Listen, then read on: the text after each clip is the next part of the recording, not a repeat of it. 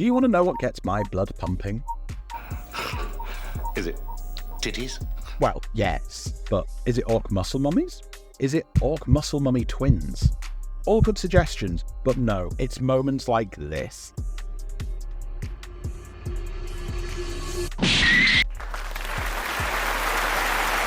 I'm sure you've guessed it from the title, but I'm really keen to talk to you guys about taking the strengths of Monster Hunter and filling the gaps and the weaknesses in Dungeons & Dragons. Before we start, we do need to accept we are looking at baseline Dungeons & Dragons. That is purely rules as written, straight from the book, no enhancement from Dungeon Masters, no third-party content. Moreover, this does not include mechanics from 2024 Dungeons & Dragons, as I no longer support Wizards of the Coast. What a bunch of bastards! So aside from the very obvious we're all hunting monsters and trying to level up, why is Monster Hunter great for D&D players in particular? The secret lies in its absolutely perfect gameplay loop. This is true from your very early tutorial game all the way through to post-end game, and that's how it should be for D&D. To clarify, I'm not talking about the leveling up and feeling the reward of leveling up. I mean being constantly stimulated, constantly involved, and constantly excited for the next progression. Get comfy, grab a little snack, and let me share with you something I'm very passionate about. Here are my brief notes on the gameplay loop, and this is where Dungeons & Dragons fails. Highlighted here are areas a seasoned dungeon master may excel in, or somebody who's got access to good third-party content or prior game experience. Don't worry though, by the end of this video you'll have both the knowledge and the PDF resource to help you with that. And if any content in this video helps your games, please do drop me a sub, I would love to provide you more in future. If you'd like even more content, you can join me 5 days a week on Twitch. We discuss D&D lore, as well as paint miniatures and build terrain for our tables. All the links are in the description below, or in my channel bio. Give me the meat, and give it to me raw. Okay, enough of the YouTubing. So while the gameplay loop for D&D can be a bit lacking and Monster Hunter has a lot of gameplay mechanics, we do need to break it down to see what works from both. We're going to start with looking at the overarching mechanics of a monster hunt, including changes of behavior and personalized traits per monster, and how their biology and ecology leans into that.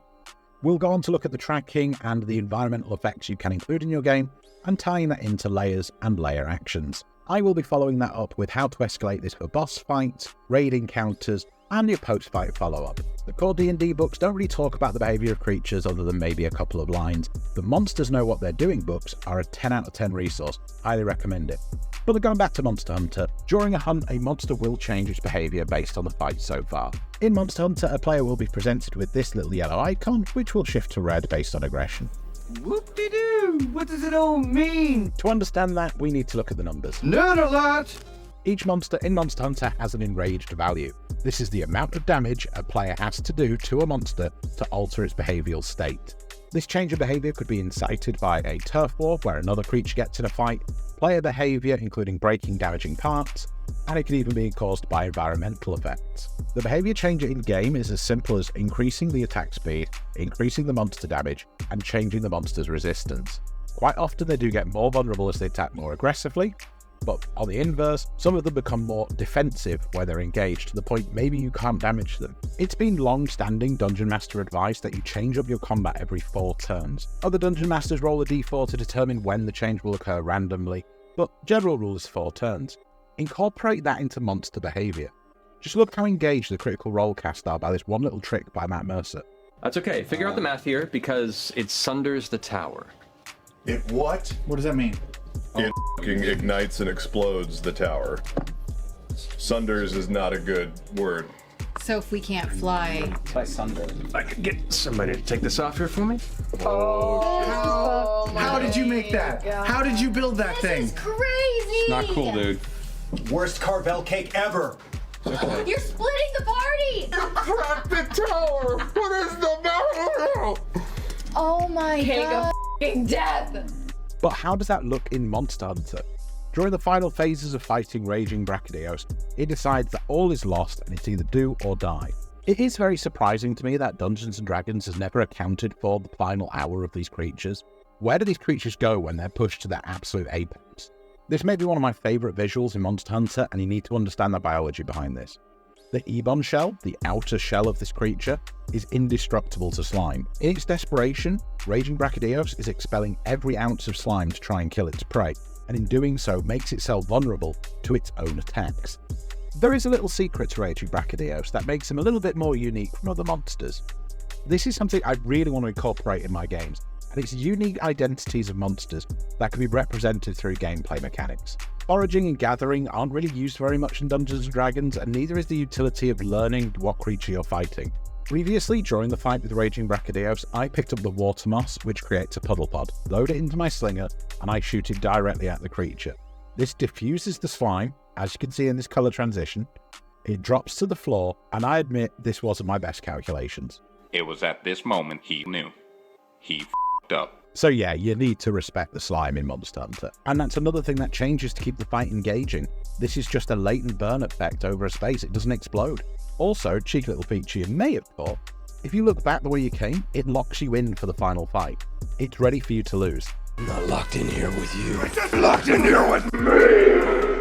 I've never heard anybody talk about this in Dungeons & Dragons, but there's a couple of phrases I picked up studying philosophy. A priori knowledge and a posteriori knowledge. With Dungeons & Dragons, a priori knowledge is everything you've learned from the book. A posteriori is everything you learned in this game, with this character, with this lifespan. A posteriori is really important because that's the player experience. During a game I played, and your DM will hate me for telling you this story, we encountered a Behir. It's common knowledge that these long boys shoot lightning from their mouth. Developed through our personal experience and gameplay, our a posteriori knowledge let us know that we can farm the crystals in the throat that discharge that electrical energy, which then let us make gauntlets that shot lightning, as well as some lightning resisting armor, and all the rules for that will be later in this video. Moreover, and this is the part the DM hated, that the giants trained Behirs as pets to fight dragons, and when a Behir egg hatches, it imprints on the first person it sees. Therefore, I had a pet Behir. So where do we stand in regards to the gameplay loop? Well, after one really dynamic encounter with lots of interactions, we've learned and engaged with all these elements. As this is a gameplay loop, it will cycle into the next session, so we need to be ready to deal with more experienced players with a posteriori knowledge. A party with prior knowledge will lead the encounter to set up a big trap, blow the biggest spell slots, and do a huge amount of damage rapidly. You can give your creature massive buffs and make it feel more powerful. As long as you give the party its kryptonite, it could easily balance out. We need to go back to the toolbox and make sure we're building on our narrative and player experience. Let's see what wisdom we can get from Monster Hunter. This is a page from the Monster Hunter guide about Velkhana. The only way to get more information from the guide is as your character completes encounters in the game, extending knowledge through tracking and engagement. Velkhana is an ice dragon, so comparing it to the adult white dragon, it is very similar. Damage immunities, resistances, they're all included on the pages. However, Monster Hunter includes part damage, and this is a huge mechanic that I'm really going to go deep into. The mechanics of targeting a part and the effects of doing so only pops up twice in all of Dungeons & Dragons. The first one comes from Ghost of Saltmarsh, and it only applies to ships, but it does have some elements we may be able to use. The second one is in the Monster Manual, and it's the Hydra. And you could make an argument for Atropal, but dear God, nobody wants them at the table. So why would you specifically target one area of a monster? Well, perhaps you're farming parts and they're only available if you break the exoskeleton. Perhaps the opposite's true. Maybe if you do too much damage, you will lose the part you want to farm. The most common answer is to reduce their effectiveness during the fight. In my normal D&D games, the first priority of fighting a dragon is take it out of the air. That means the frontline melees can get in and damage can be done consistently. So going back to the Monster Manual, we're going to look at the adult white dragon and see where we can target this creature to create benefits in our combats. Sansa, if you hit the wing, do a significant amount of damage in a single turn. Perhaps you can reduce its movement temporarily. On a particularly good critical hit, you could open up a wound which lowers its AC for a turn. Nice and easy. But the main one I'm going to look here is the tail attack. If we looked at this dragon similar to the rules of the ship in Saltmarsh, if you do X amount of damage to an area, you destroy that area, it is no longer effective. So let's say the dragon tail has 75 health. If you do 75 health, you sever the tail. But what does that mean for the gameplay? Starting off, I would say that to attack the tail, you'd have to be in the rear of the creature. The DM would have to adjust the AC of hitting the tail accordingly with how difficult it will be. But as a reward to the players, if they do manage to sever the tail, number one, they get extra material parts at the end should they try and farm it. And secondly, it will no longer be able to make tail swipe attacks. As with all monsters, every exception only makes the rule cooler. Now take a look at my fight with Velkhana. Now I admit Willow and Fennec are doing most of the work here, but it gave me a good look. As you can see, Velkhana is primarily using tail attacks, stabbing at each player in a similar style to a fencer, every so often changing up its combo for breath and claw attacks. In this footage, I mount the creature at the head, ram it into the wall, knock it down, and as I'm clearing the ice away, Fennec cracks the tail. And the tip of the tail goes flying and sticks in the ground here for later farming. And rightfully so, Velkhana enters the enragement state. Another feature shared between this creature and Zamtrios is that Velkhana can create armor out of ice. This would be a great legendary action to add some temporary HP to the creature. Here, however, it's used a lot more uniquely to maintain Velkhana's offense. At this point in the fight, we have already severed the tail of Velkhana, but look what happens here. Even at half speed, it's a blink and you miss it moment. Let me show you frame by frame. So at this point, the tail is severed, and at this point, it passes through the frozen effect from its own breath, creating a new barb for its tail. And all of this is mid-attack. I just think they're neat. So what about mechanics for targeting a part? I briefly mentioned increasing the AC, which is a fairly standard practice, but Monster Hunter provides more options. In Monster Hunter, this is called a clutch claw attack, but I'm just going to call it a grapple. You shoot, you grab hold of the part, you initiate a weapon attack, and it tenderizes the part. Once tenderized, the part is vulnerable and takes more damage from attacks. When mounted to a monster's head, you can also initiate a wall bang. By shooting your slinger ammo into the head, it charges headfirst into a wall and takes massive damage. Once the creature's knocked down, whoever's got the biggest weapon can head over there and commit some form of absolutely barbaric dentistry. For anyone who's completed Monster Hunter World Iceborne specifically, you may have met Sappy G, but this is the big red dragon I've been showing off this video. This is a huge boss fight encounter, also known as a raid boss. Multiple parties have to attack this dragon at the same time, and they whittle down its energy reserves during fighting in phases. Every time you tenderize the creature and do some damage, it then regenerates it by drawing energy from the ground. All the parties work together for this one big goal, and by the end of it, it has no more energy to regenerate its health, and you can go in for the final kill. This is a really good cinematic boss mechanic for your D&D adventures. Very few things in Monster Hunter have an attack as impressive as this. In fact, the only thing that can resist it is its own shed scales draped over this rocks, so the whole party have to flee and get back into position. Now imagine doing that every 4 turns, that would shake the game up. So a lot of these mechanics are new to Monster Hunter World and moved into Rise, but let's go back to one of the OGs. Mounting a monster. Using a jump attack, if you are particularly lucky, you do get to mount the monster. This gives you an opportunity to do a series of very small attacks with your dagger, but potentially toppling it, giving the party a great opportunity to do damage. For this last section of the video, I've given you lots of advantages to give your players, but the game's hard enough as it is for a DM to cause a TPK. So what can we do to help balance the DM side of the story with the player experience? You can buff your monster's HP up to considerable levels as long as the players have these tools. You can also break down each engagement with a monster into multiple phases, so while it might have 1000 health, it might be 4 very different, very unique encounters with 250 health apiece. Not forgetting that all encounters don't have to be winnable by the party. Sometimes a monster might retreat, sometimes the players may realise they're outmatched. Leaning into this can create a better narrative for both sides. Monster Hunter has a very just the tip policy. When you first meet a creature, often it's just another engagement. You might be tackling Monster A, and Monster B, your main target for the future, turns up during that fight. Normally during an encounter you may discover tracking tips. These can be anything from scratch marks on trees, footprints, and even shed scales. Not only does it make the environment feel very lived in, thriving with endemic life, it also adds Easter eggs and alluding to the future, and it's never a bad thing to give the rangers something to do. Following footage is from Monster Hunter Rise, and this is how they introduce Velkhana. From here you can see some regional effects as well as basic behaviour of the creature. You get an idea of scale because the creatures you previously dealt with have been dispatched very easily by this elder dragon. You're left with something very impressive and a reason to want to go forth. As much as the desire for combat may want to encourage your party to move forward, there should be adequate fear of consequence. I believe this footage sets it up beautifully, while remembering that key factor in Dungeons & Dragons. If there is a dragon around, you should know about it. The only way you won't know about it is if that dragon decides you won't. Let's take another dive into the monster manual.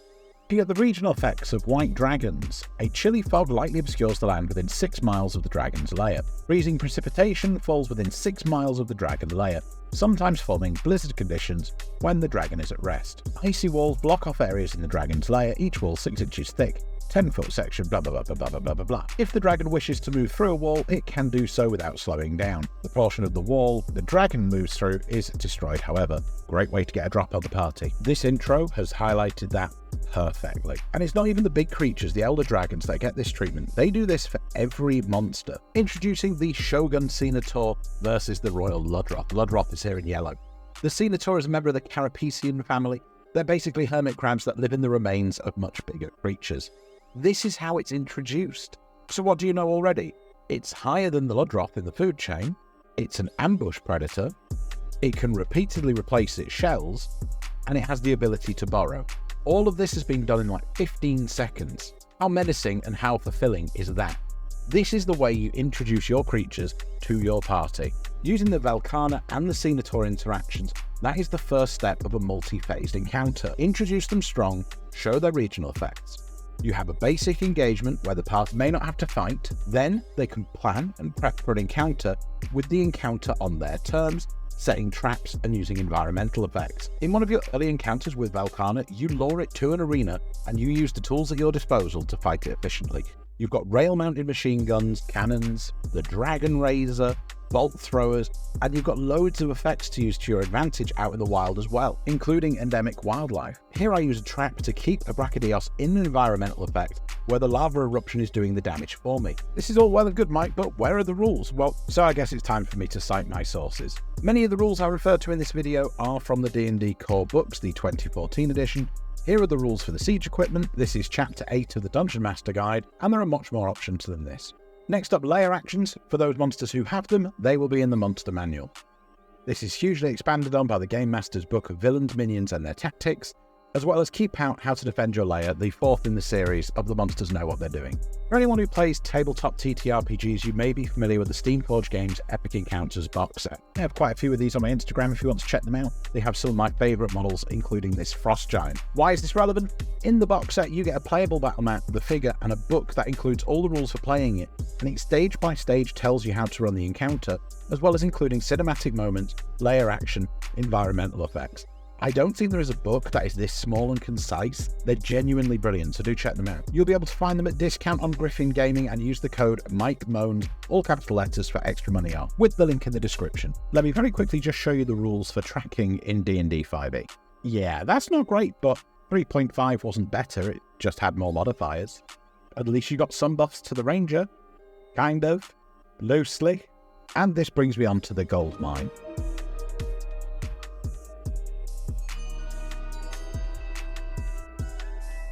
These are the books that inspired the backbone of this video. Let's go through them and see what they brought to the table. All links will be in the description below. On a directly Monster Hunter game in the 5e setting, these two are a must-have from Amellwind's Guide to Monster Hunting. It includes the full Monster Hunter compendium of creatures, even at various CRs. You've got your rules for capturing, carvings, your endemic life is even there, all the little ways to help your hunts. A common complaint with 5e is that it does not contain crafting or carving rules. There are wonderful examples in these books that you can use, including full tables of parts, and some Monster Hunter themed equipment and tools that you may find useful in your 5e games.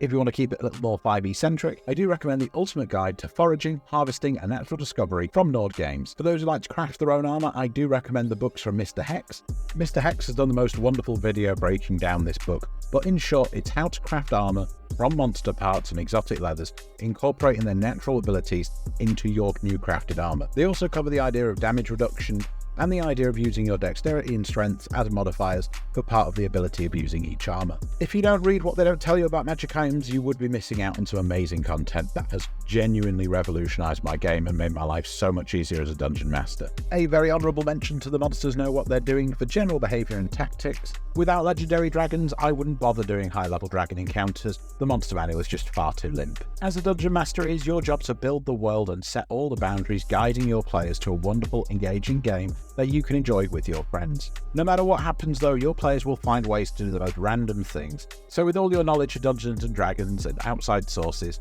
make sure you are tailoring it to your players. There's no point in you doing complex tracking or building up multiple stage boss fights if all they want to do is roll dice and smack the creature.